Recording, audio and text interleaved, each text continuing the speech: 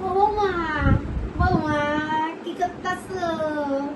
ও গয়না দেখতেছো? বা গয়নাগুলি তো বড্ড সুন্দর হয়েছে। তা কে কে দিল গয়নাগুলা? আমি এখন দেখি। হ্যাঁ মা, হ্যাঁ আসুন। হ্যাঁ একটু দেখছিলাম, এগুলো তো সবাই দিয়েছিল আত্মীয় স্বজনরা, আর বাবা যেগুলো দিয়েছিল সেগুলো আলমারিতেই আছে।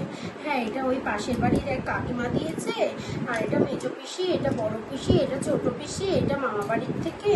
হ্যাঁ আর নেকলেসটা হচ্ছে বাবাই দিয়েছিল। হ্যাঁ আর ও এটা এটা কিছু না, এটা টার্সেলটা পাল্টালেই হয়ে যাবে।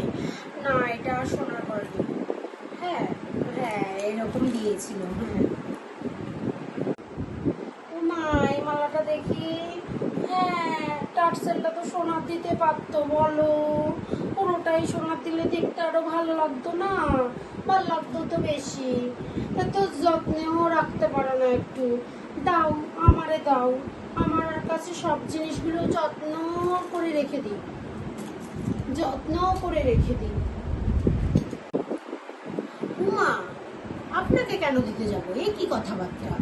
উমা, আপনার সাহস তো মন্দ নয়। আপনার একটা পুরনো আদিকালের আলমারি, যেটায় মানে এক ঠেলা দিলে আলমারিটা ঠাস করে পড়ে যাবে, খুলে যাবে, দরজা ভেঙে যাবে, আপনাকে কেন দিতে যাব আমি? বরং আমার গয়না আমার কাছে থাক।